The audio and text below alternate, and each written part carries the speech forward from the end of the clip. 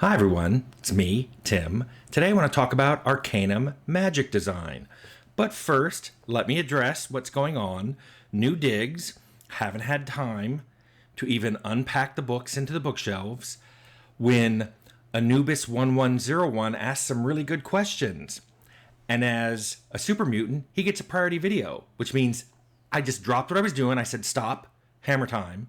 Well, stop, Arcanum time, and did this video, and it'll be up. I think Mondays is already up, so it'll be up on Wednesday. But then expect things to go back to the old digs for a while because I had a lot of video in the queue. But anyway, let's get into Anubis's questions. He asked, Tim, I'm really curious about the Magic colleges in Arcanum and how you would approach such a system for a new game.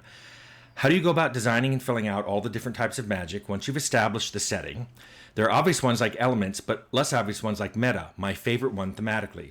Also, how do you balance utility spells like teleport that don't have a direct combat impact so that all the colleges feel somewhat useful? Is this something you do at the design stage by filling the world with enemies or situations to use it? Or is it better to self-contain the magic system and not let it influence design in other areas?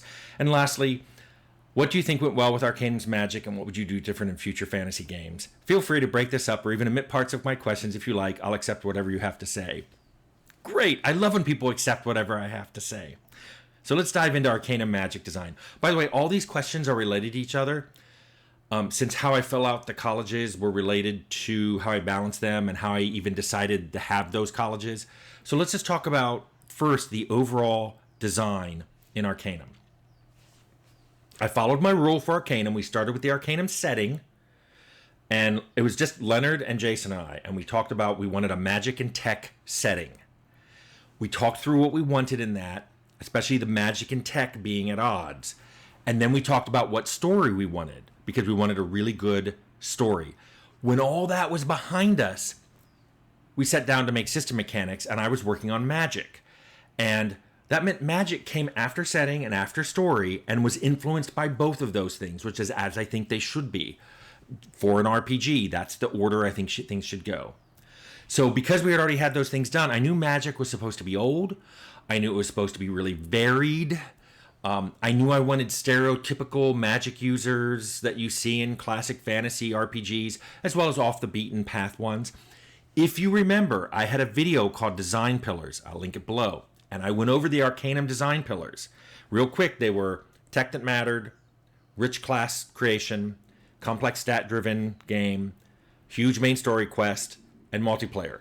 The second and third one there, the character creation and the stat-driven game system, are what's important about kind of looking at the magic system in Arcanum and seeing if I achieve those goals.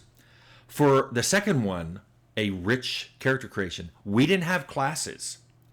But I knew I wanted the standard fantasy wizard, so that meant elemental magic right away. We needed fire spells and earth spells and air spells and water spells. Not just throwing fireball or, gust of wind, but also being able to summon those elementals.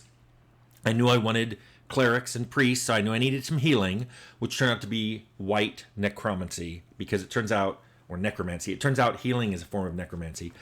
I knew I wanted nature spells to support druids. I wanted all of this. And in addition, I wanted the real dark necromancy spells because I want zombies.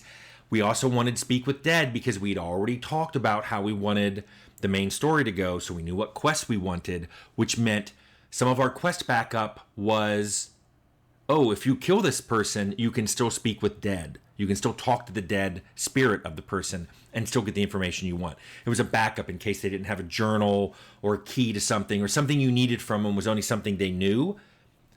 That lets you still get through that. One thing I wanted to do, though, is I knew I didn't want all the standard fantasy tropes. I liked meta magic. I liked magic that affected other magic. I knew I wanted temporal magic, like slowing people down or speeding them up or time stop. I wanted that stuff too. So that generated a bunch of different colleges, and I knew I wanted spells in them. Now, Anubis asked about balance, which kind of makes me smile, because if you played Arcanum, you know that balance wasn't really much of a priority in that game. I've said this before. I will say it again because it bears repeating. If you are playing Arcanum, you essentially are playing a shipped alpha.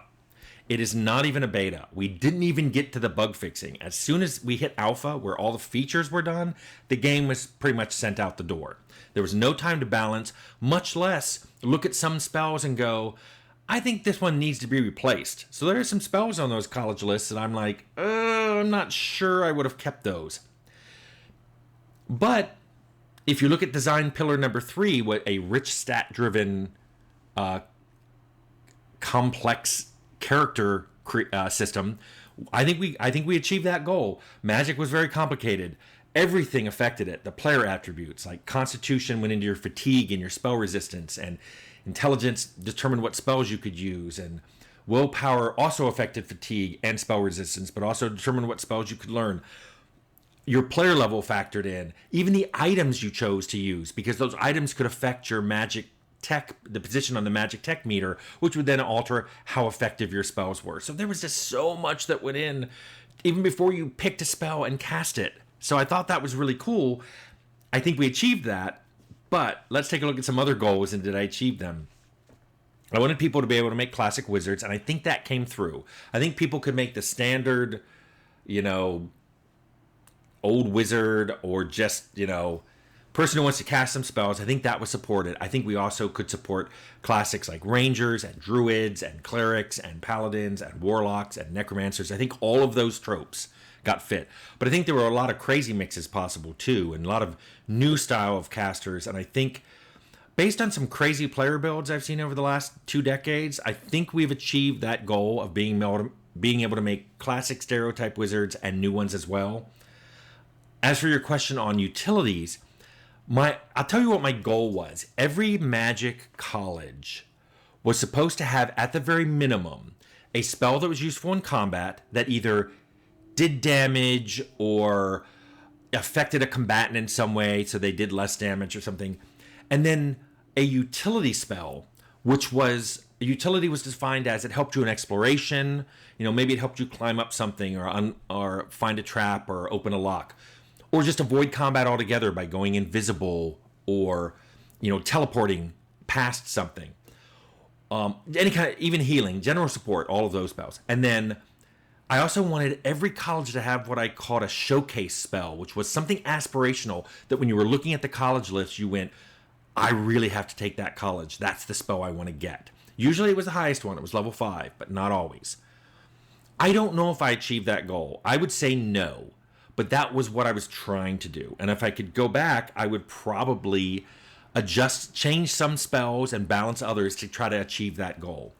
I also really, really wanted to make it so that if your build was a generalist, you dabbled in at many of the colleges, perhaps all of them, that was a viable build, as well as specialists who would decide, I'm going to deep dive into just 1 or 2 colleges, and that's all I'm going to have and all I'm going to cast. I wanted both of those kind of builds to be viable.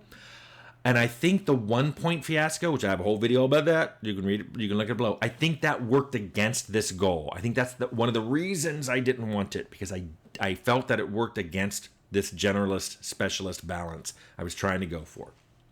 So overall, I don't think I succeeded in goals with the Arcanum Magic design, but I will say this.